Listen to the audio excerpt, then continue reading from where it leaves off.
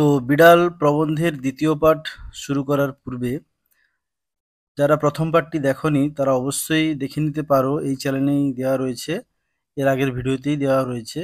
তো যারা পাচ্ছ না তাদের জন্য আমি অবশ্যই ডেসক্রিপশন বক্সের লিঙ্ক দিয়ে রাখবো, সেখান থেকে তোমরা দেখে নিতে পারো, অথবা প্লেলিস্টে গেলে অবশ্যই দেখতে পাবে।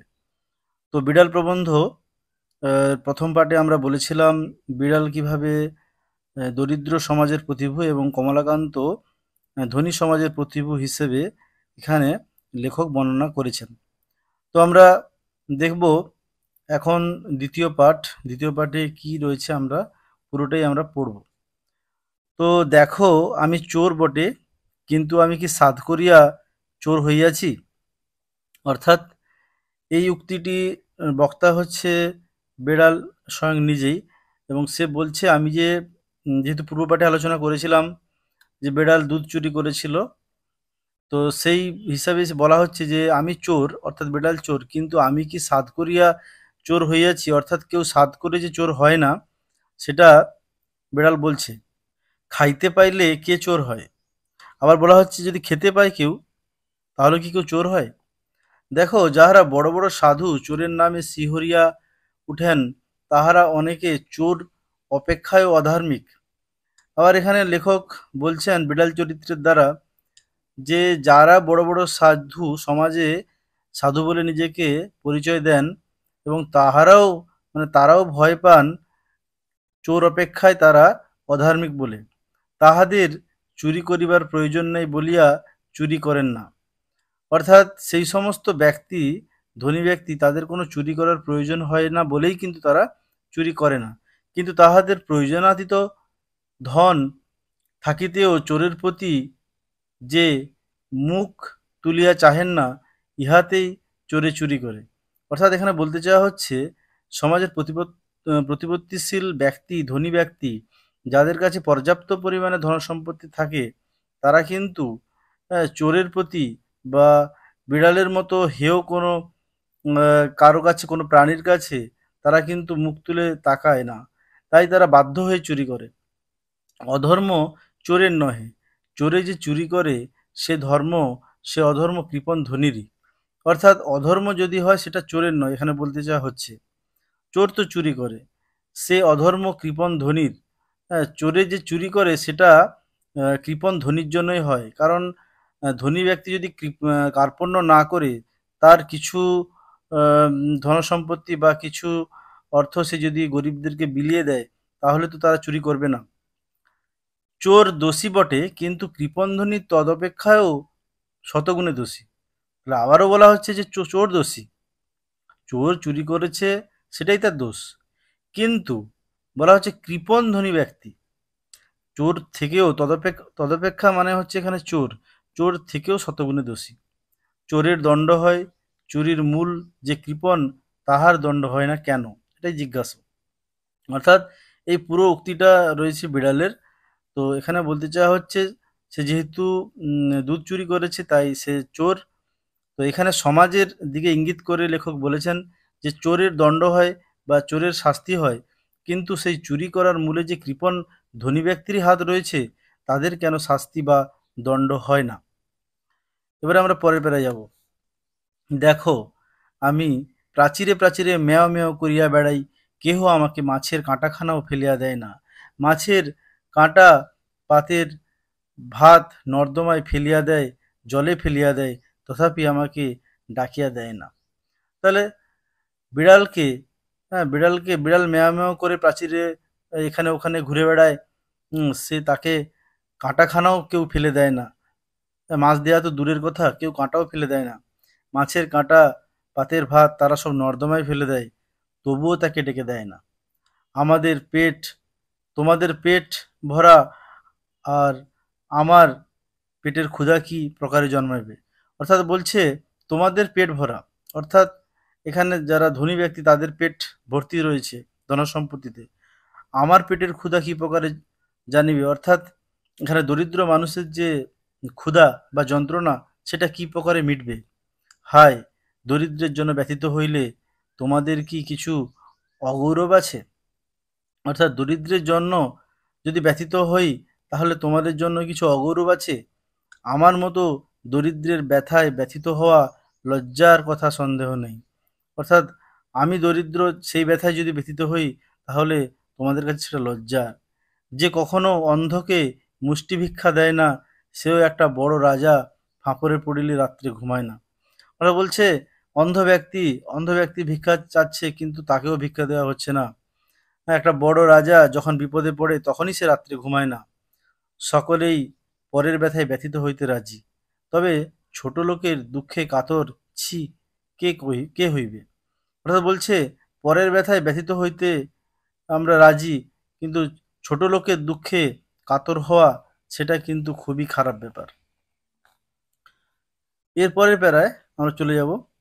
দেখো যদি অমুক শিরোমণি কি অমুক ন্যায়ালঙ্কার আসিয়া তোমার দুধটুকু খাইয়া যাইতেন। এবারে বিড়াল, অর্থাৎ গরিব সমাজের প্রতিভু যে বিড়াল, তার বক্তব্য হচ্ছে, দেখো যদি অমুক শিরোমণি, কোনো নাম করে বলা হয়নি, অমুক শিরোমণি বলতে সমাজের কোনো প্রতিপত্তিশালী ব্যক্তি কি অমুক ন্যায়ালঙ্কার, ন্যায়তার্কিক বা কোনো শিক্ষিত ব্যক্তির কথা এখানে বলা হচ্ছে ন্যায়ালঙ্কার বলতে। ন্যায়ালঙ্কার বলতে এখানে ন্যায়শাস্ত্রের পণ্ডিত, কিন্তু এখানে সমাজের শিক্ষিত ব্যক্তির প্রতি ইঙ্গিত করা হচ্ছে। আসিয়া তোমার দুধটুকু খাইয়া যাইতেন, তবে তুমি তাহাকে ঠেঙা লইয়া মারিতে আসিতে। জিজ্ঞাচিহ্ন রয়েছে। অর্থাৎ যদি কোনো প্রভাবশালী ব্যক্তি বা কোনো মান্যগণ্য ব্যক্তি যদি দুধটুকু খেয়ে যেত, তাহলে কি বিড়ালের মতো তুমি মারতে? বরং জোড় হাত করিয়া বলিতে, আর একটু কি আনিয়া দিব? তবে আমার বেলা লাঠি কেন? এখানে বিড়ালের প্রশ্ন সঙ্গতই। কারণ আমরা দেখছি সমাজের নিচু শ্রেণীর মানুষকেই আমরা শাস্তি দেই, কিন্তু উঁচু শ্রেণীর মানুষ, তারা কোনো দোষ করলেও তাদের ক্ষেত্রে কিন্তু লাঠি উঠে না বা কোনো প্রতিবাদ উঠে না। তুমি বলিবে, তাহারা অতি পণ্ডিত, বড় মান্য লোক। পণ্ডিত বা মান্য বলিয়া কি আমার অপেক্ষায় তাহাদের ক্ষুধা বেশি? বিড়ালের বক্তব্য হচ্ছে, যদি তারা পণ্ডিতই হয় বা মান্যগণ্য ব্যক্তি হয়, কিন্তু পণ্ডিত মান্যগণ্য হলেই কি তাদের ক্ষুধা বেশি হবে? তা তো নয়। তেলা মাথায় তেল দেওয়া মনুষ্য জাতের রোগ, দরিদ্রের ক্ষুধা কেহ বুঝে না। অর্থাৎ এখানে, হ্যাঁ, দরিদ্র শ্রেণীর ব্যক্তি বা প্রতিভু স্বরূপ এখানে বিড়াল কিন্তু একদম আহ, শিক্ষিত বা সমাজের ধনী ব্যক্তির প্রতি একটা প্রশ্ন ছুড়ে দিয়েছে, যে মনুষ্য জাতির একটা রোগ হচ্ছে কি না, তেলা মাথায় তেল দেওয়া। যার প্রয়োজন নেই তাকে প্রয়োজনের তুলনায় অতিরিক্ত দেওয়া। আর দরিদ্রের ক্ষুধা বা যন্ত্রণা কেউ কিন্তু বোঝে না। যে খাইতে বলিলে বিরক্ত হয়, তাহার জন্য ভোজের আয়োজন করো, আর যে ক্ষুধার জ্বালায় বিনা আহ্বানেই তোমার অন্ন খাইয়া ফেলে, চোর বলিয়া তাহার দণ্ড করো, ছি ছি। তো এটা সমাজের একটা আমাদের যে নিয়ম বা সমাজে চলে আসছে, যে যাদেরকে আমরা বিরক্তি হয়, অনেক কিছু মান্যগণ্য ব্যক্তি আছে যারা খাওয়াতে বিরক্তি হয় বা খেতে চায় না, তাদের ক্ষেত্রে আমরা কিন্তু অনেক ভোজের আয়োজন করি। কিন্তু সত্যি সত্যি যাদের পেটে আগুন জ্বলছে, খিদায় যারা খেতে পায়নি, তাদেরকে কিন্তু আমরা কখনো খেতে দিই না, বা তারা খেয়ে নিলে তাদেরকে আমরা চোর বলে তাড়াই, ছি ছি করি। দেখো আমাদিগের দশা দেখো, দেখো প্রাচীরে প্রাচীরে, প্রাঙ্গণে প্রাঙ্গণে, প্রাসাদে প্রাসাদে ম্যাও ম্যাও করিয়া আমরা চারদিক দৃষ্টি করিতেছি, কেহ আমাদিগকে মাছের কাঁটাখানা ফেলিয়া দেয় না। তাই বিড়াল পুনর্বার আবারও উক্তি করল, যে আমরা এখানে ওখানে প্রাচীরে দেওয়ালে ঘুরে বেড়াই, ম্যাও ম্যাও করি, এবং আমাদের মাছের কাঁটাখানা কেউ ফেলে দেয় না। অর্থাৎ দরিদ্র ব্যক্তিরা, যারা সমাজে অবহেলিতরা, তারা চিরজীবনই অবহেলায় থেকে যায়, তাদেরকে কেউ কিন্তু কাছে টেনে নেয় না। যদি কেহ তোমাদের সোহাগের বিড়াল হইতে পারিল, গৃহমার্জার হইয়া বৃদ্ধের নিকট যুবতী ভার্যার সহোদর, বা মূর্খ ধনীর কাছে শতরঞ্জ খেলোয়াড়ের স্থানীয় হইয়া থাকিতে পারিল। অর্থাৎ এখানে বলতে চাওয়া হচ্ছে যে, সেরকম কোনো মার্জার যদি হয় বা বিড়াল হয়, যেটা ঘরের পালিত বা পোষ্য, তার ক্ষেত্রে কিন্তু ছাড় থাকে, তার ক্ষেত্রে কিন্তু আহার থাকে। তাহার লেজ ফুলে গায়ে লোম হয়, এবং তাহাদের রূপের ছটা দেখিয়া অনেক মার্জার কবি হইয়া পড়ে। এখানে বলা হচ্ছে যে, সেই সমস্ত বেড়াল যাদেরকে আমরা পুষি বা ঘরে রাখি, তাদেরকে সময় মতো আমরা খেতে দিই, এবং তাদের গায়ে লেজ ফুলে যায় এবং গায়ে লোম হয়, আর তাদের রূপও সুন্দর হয়, আর কেউ কেউ মার্জার কবি, বিড়ালের কবিও পরিণত হয়ে যায়। আর আমাদিগের দশা দেখো, আহারাভাবে উদর কৃশ অস্থি পরিদৃশ্যমান, লঙ্গুল বিনত, দাঁত বাহির হইয়াছে, জিহা ঝুলিয়া পড়িয়াছে, অবিরত আহারাভাবে ডাকিতেছি মিয়াও মিয়াও। অর্থাৎ সাধারণ বিড়াল যারা, অর্থাৎ সাধারণ মানুষ যারা, তারা কিন্তু বরাবরই অবহেলিত। কৃশ মানে রোগা, অস্থি পরিদৃশ্যমান মানে হাড় দেখা যায়, লঙ্গুল বিনত মানে লাঙ্গুল অর্থাৎ লাঙ্গুল বলতে এখানে ল্যাজের কথা বলা হচ্ছে, ল্যাজ নিচে নেমে যায়, আর দাঁত বাইর হইয়াছে, দাঁত বাইরে বেরিয়ে আসে, জিহা ঝুলিয়াছে, জিহা ঝুলে পড়ে এবং অবিরত আহারভাবে খাবার অভাবে ডাকে মেয়াও মেয়াও। অর্থাৎ এর আগে আমরা দেখেছিলাম যে বিড়াল পোষ্য সে কিরকম হবে, আর যে অবহেলিত থাকবে সে কেমন হবে। অর্থাৎ সমাজে যারা অবহেলা পাবে তাদের রূপ কেমন হবে, আর সমাজে যাদের কিছু থাকবে তাদের রূপ কেমন হবে। খাইতে পাই না, আমাদের কালো চামড়া দেখিয়া ঘৃণা করিও না। অর্থাৎ আমরা খেতে পাই না, আমরা দেখতে খারাপ, কালো চামড়া, তাই আমাদেরকে তোমরা ঘৃণা করো না। এ পৃথিবীর মৎস্য মাংসে আমাদেরও কিছু অধিকার আছে। তাই এখানে বিড়াল এর মাধ্যমে লেখক বলতে চাইছেন সাধারণ মানুষের পৃথিবীতে সমস্ত খাদ্যে তাদের অধিকার রয়েছে, খাইতে দাও নইলে চুরি করিব। অর্থাৎ চুরি করার কারণই হচ্ছে তাদেরকে বাধা দেওয়া বা খেতে না দেওয়া। আমাদের কৃষ্ণ জন্ম শুষ্ক মুখ ক্ষীণ সকরুণ মেয় মেয় শুনিয়া তোমাদিগের কি দুঃখ হয় না? চোরের দণ্ড নাই কেন? দরিদ্রের আহার সংগ্রহের দণ্ড আছে, ধনীর কার্পণ্যের দণ্ড নেই কেন? বলছে চোরের কোনো শাস্তি নেই কেন? চোরের দণ্ড নেই, দরিদ্রের আহার সংগ্রহের দণ্ড আছে। যারা দরিদ্র তারা যদি জোর করে বা চুরি করে তাদের দণ্ড আছে। ধনীর কার্পণ্য, যে ধনী অনেক উচ্চশীল উচ্চ ধনসম্পত্তিবান কিন্তু সে কৃপণ, তার কোনো দণ্ড নেই কেন? তুমি কমলাকান্ত দূরদর্শী, কেননা আফিংখোর, তুমিও কি দেখিতে পাও না যে ধনীর দোষেই দরিদ্রে চোর হয়? অর্থাৎ বিড়াল যেহেতু কমলাকান্তকে চেনে, তাই কমলাকান্তকে বলছে তুমি তো মানুষের প্রতিভূ স্বরূপ, তাই তুমি তো দূরদর্শী এবং আফিংখোর, তুমি কি দেখতে পাও না যে ধনী ব্যক্তির জন্যই কিন্তু সমাজে দরিদ্রের সৃষ্টি? ৫০০ দরিদ্রকে বঞ্চিত করিয়া একজনে ৫০০ লোকের আহার্য সংগ্রহ করিবে কেন? খুবই গুরুত্বপূর্ণ একটা লাইন, যে ৫০০ দরিদ্রকে বঞ্চিত করে ৫০০ লোকের আহার্য সংগ্রহ করে রাখে ধনী ব্যক্তি, যদি করিল তবে তাহার খাইয়া যাহা বাহিয়া পড়ে তাহা দরিদ্রকে দিবে না কেন? অর্থাৎ যেটা অতিরিক্ত হয় সেটা কেন তারা দরিদ্রকে দিবে না? যদি না দেয় তবে দরিদ্র অবশ্য তাহার নিকট হইতে চুরি করিবে। অর্থাৎ না দেওয়ার কারণেই কিন্তু যেটা অতিরিক্ত সেটা অবশ্যই তার প্রাপ্য কিন্তু তাদেরই, যারা পায় না তাই তারা চুরি করে। কেননা অনাহারে মরিয়া যাইবার জন্য এই পৃথিবীতে কেহ আইসে নাই। এই পৃথিবী সবার জন্য, পৃথিবীর সব কিছুতেই অধিকার রয়েছে। তাই যদি সে না পায় তাহলে চুরি করে, অনাহারে মরার জন্য কিন্তু পৃথিবীতে কেউ আসেনি। তো এটা হচ্ছে দ্বিতীয় পাঠ কমপ্লিট হলো। এবারে আমরা তৃতীয় পাঠে যাব। তো তৃতীয় পাঠের শুরুতে আমরা দেখব, আমি আর সহ্য করিতে না পারিয়া বলিলাম, অর্থাৎ এখানে কমলাকান্ত বলছেন থাম থাম মার্জার পণ্ডিতে, অর্থাৎ মার্জারকে পণ্ডিত বলা হচ্ছে। হ্যাঁ, তোর অনেক পাণ্ডিত্য হয়েছে, তুই এবার থাম। তোমার কথাগুলি ভারী সোশ্যালিস্টিক, অর্থাৎ তুমি সমাজতান্ত্রিক সমাজবিদের মতো কথা বলছো।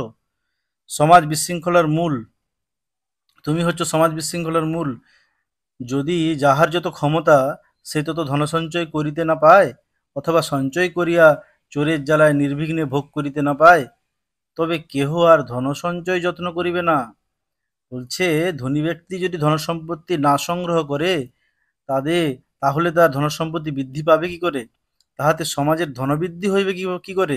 অর্থাৎ তার ধনবৃদ্ধি মানে সমাজের ধনবৃদ্ধি। একথা কিন্তু কমলাকান্ত খুব কৌশলে বিড়ালকে জানিয়ে দেয়। মার্জার বলিল, মার্জার মানে বিড়াল, বিড়াল বলিল না, না হইল তা আমার কি? বলছে সমাজে যদি ধনবৃদ্ধি না হয় তাহলে আমার কি? সমাজের ধনবৃদ্ধির অর্থ ধনীর ধনবৃদ্ধি। ধনীর ধনবৃদ্ধি না হইলে দরিদ্রের কি ক্ষতি? অর্থাৎ ধনীর ব্যক্তির যদি ধনবৃদ্ধি না হয় তাহলে দরিদ্রের কি এমন এসে যায়?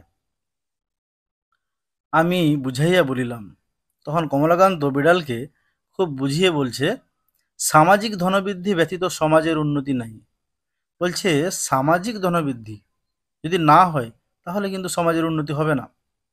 বিড়াল রাগ করিয়া বলিল যে আমি যদি খাইতে না পাইলাম তবে সমাজের উন্নতি লইয়া কি করিব। বলছে আমি যদি খেতেই না পাই তাহলে আমরা সমাজের উন্নতি নিয়ে কি করব। বিড়ালকে বুঝান দায় হইল যে বিচারক বা নৈয়ায়িক কস্মিন কালে কেহ তাহাকে কিছু বুঝাইতে পারে না। বিড়ালকে বোঝানো দায় হলো যে বিচারক বা নৈয়ায়িক কস্মিন কালে কোনোদিনও কেউ তাকে কিছু বুঝাইতে পারে না। এ মার্জার সুবিচারক ও সুতার্কিকও বটে। অর্থাৎ এই মার্জার বা বিড়াল একজন সুবিচারক এবং সুতার্কিক, যুক্তি সহকারে তর্ক করতে পারে। সুতরাং না বোঝার পক্ষে ইহার অধিকার আছে। অতএব ইহার উপর রাগ না করিয়া বলিলাম, কমলাকান্ত বুঝে নিয়েছে যে যুক্তি তর্কে কিন্তু বিড়ালকে হারানো অসম্ভব ব্যাপার রয়েছে, কারণ সমাজের খারাপ দিকটা কিন্তু সে তুলে ধরছে। সমাজের উন্নতিতে দরিদ্রের প্রয়োজন না থাকিতে পারে, কিন্তু ধনীদের বিশেষ প্রয়োজন। অতএব চোরের দণ্ডবিধান কর্তব্য। কমলাকান্ত আবারও একটা যুক্তি দিয়ে বোঝালো যে সমাজের উন্নতির জন্য ধনীদের কিন্তু বিশেষ প্রয়োজন, এবং সেক্ষেত্রে কিন্তু দরিদ্রদেরকে অবশ্যই দণ্ড দিতে হবে। দণ্ড মানে শাস্তি। মার্জারি মহাশয়া বলিলেন, অর্থাৎ বিড়ালিনী মার্জারি বলছে, চোরকে ফাঁসি দাও তাহাতে আমার আপত্তি নাই, কিন্তু তাহার সঙ্গে আরও একটি নিয়ম করো যে বিচারক চোরকে সাজা দিবেন তিনি আগে 3 দিবস উপবাস করিবেন। অর্থাৎ বলছে যে হ্যাঁ, বিড়াল চুরি করেছে ঠিক আছে, তাকে শাস্তি দাও, কিন্তু যে শাস্তি দেবে সে যেন আগের 3 দিন উপবাস করে। তাহাতে যদি তাহার চুরি করিয়া খাইতে ইচ্ছে না করে তবে তিনি স্বচ্ছন্দে চোরকে ফাঁসি দিবেন। সেই 3 দিন না খেয়ে থেকে যদি তার না খাওয়ার ইচ্ছা হয় তাহলে তাকে অবশ্যই ফাঁসি দেবে। তুমি আমাকে মারিতে লাঠি তুলিয়াছিলে, তুমি অদ্য হইতে 3 দিবস উপবাস করিয়া দেখো। এবারে কমলাকান্তকেই কিন্তু ঘুরিয়ে বিড়াল বলছে, তুমি যেহেতু আমাকে মারতে উদ্যত হয়েছিলে তাহলে এখানে তুমি বিচারক, তাহলে তুমি যেহেতু আমাকে শাস্তি দিচ্ছ তাই তুমি 3 দিন উপবাস করে দেখাও। তুমি যদি ইতিমধ্যে নসিরাম বাবুর ভাণ্ডার ঘরে না ধরা পড়ো তবে আমাকে ঠ্যাঙাইয়া মারিও, আমি আপত্তি করিব না। বলছে তুমি অবশ্যই চুরি করবে এবং কোনো নসিরাম বাবু এরকম কোনো বাবুর বাড়িতে ধরা পড়বে এবং তাতে আমি আপত্তি করব না। বিজ্ঞ লোকের মতো এই যে যখন বিচারে পরাস্ত হইবে তখন গম্ভীরভাবে উপদেশ প্রদান করিবে। আমি সেই প্রথানুসারে মাজারকে বলিলাম যে এ সকল অতি নীতিবিরুদ্ধ কথা। বিজ্ঞ লোকের মতো অর্থাৎ জ্ঞানী ব্যক্তির মতো বিচারে পরাস্ত হচ্ছে জেনেও, হ্যাঁ, যখন জানছে যে বিড়ালের কাছে কোনো মতে জিততে পারছে না, পরাস্তই হয়ে যাচ্ছে, তখন আবারও গম্ভীর স্বরে উত্তর দিচ্ছে যে মার্জারকে বলছে এ সকল অতি নীতিবিরুদ্ধ কথা, ইহার আন্দোলনেও পাপ আছে। অর্থাৎ তুমি আন্দোলন করতে যেও না, বিপ্লব করতে যেও না, বিপ্লব করলে পাপ আছে। তুমি এ সকল দুশ্চিন্তা পরিত্যাগ করিয়া ধর্মাচরণে মন দাও। অর্থাৎ যখন দেখছে বিড়াল যুক্তিতর্কে অনেক দূর চলে যাচ্ছে এবং সে হেরে যাবে, তখন তাকে বলছে তুমি ধর্মাচরণ করো। তুমি যদি চাহো তবে পাঠার্থে তোমাকে আমি নিউমান ও পার্কারের গ্রন্থ দিতে পারি, অর্থাৎ কোনো বিখ্যাত লেখকের গ্রন্থ আমি তোমাকে দিতে পারি, যাতে তোমার বুদ্ধি জাগ্রত হয় এবং তুমি স্বচ্ছন্দে ধর্মাচরণ করতে পারো। আর কমলাকান্তের দপ্তর পড়িলেও কিছু উপকার হইতে পারে। আর কিছু হোক বা না হোক, আফিমের অসীম মহিমা বুঝিতে পারিবে। এক্ষণে স্বস্থানে গমন করো, প্রসন্ন কাল কিছু ছানা দিবে বলিয়াছে। তাহলে এইভাবে কিন্তু বিড়ালকে শান্ত করার চেষ্টা হচ্ছে। অর্থাৎ আমরা দেখছি যখনই সমাজের প্রতিপত্তিশালী ব্যক্তি বিপদে পড়েন বা গরিবরা যখন আন্দোলন করে তখন তাদেরকে বুঝিয়ে সুঝিয়ে সেই সমস্ত আন্দোলন বা বিদ্রোহ তারা কিন্তু প্রশমিত করে বা দমিত করে। এখানে যেভাবে কমলাকান্ত বিড়ালকে কিন্তু শান্ত করছে এবং তাকে সেই ছানার কথা বলছে যে জলযোগের সময় আসিও উভয়ে ভাগ করিয়া খাইব। অর্থাৎ যখন লেখক খাবে তখন অবশ্যই বিড়ালকে সে কিছু দেবে এবং তার জন্য তাকে বলছে। অর্থাৎ এখানে ধনী ব্যক্তিও কখনো কখনো আপোস করে যখন তারা যুক্তিতর্কে পারে না। অদ্য আর কাহারও হাঁড়ি খাইও না, বরং ক্ষুধায় যদি নিতান্ত অধীর হও তবে পুনর্বার আসিও, এক সরিষা ভোর আফিং দেব। এবং তাকে এটাও বলে যে তোমাকে খাবার দিব এবং তার সঙ্গে নেশা করারও কিছু দ্রব্য দেব। অর্থাৎ এখানে বলা হচ্ছে যে সমাজের ব্যক্তিদেরকে কিছু উচ্চশীল ব্যক্তি তারা কিন্তু নেশা দিয়েও ভুলিয়ে রাখে।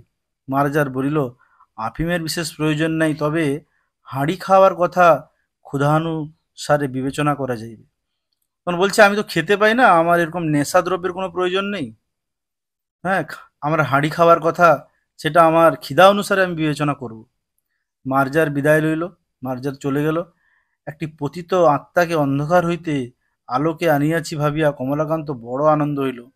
কমলাকান্ত বুঝে নিল যে আমি যা হোক একজনকে অন্ধকার থেকে আলোকে এনেছি, বা একটা বিপ্লবীকে আমি শান্ত করে তাকে দমিত করেছি, এটাই আমার কাছে অনেক আনন্দ।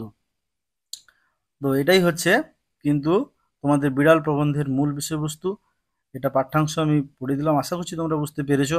এখান থেকে বিভিন্ন এমসিকিউ টাইপ হবে, তোমরা খুব ভালো করে টেক্সটটি পড়বে। যদি কোনো সমস্যা থাকে অবশ্যই কমেন্ট বক্সে জানাতে পারো। কেমন লাগলো অবশ্যই কমেন্ট বক্সে জানাতে ভুলবে না। তো আজ এই পর্যন্তই।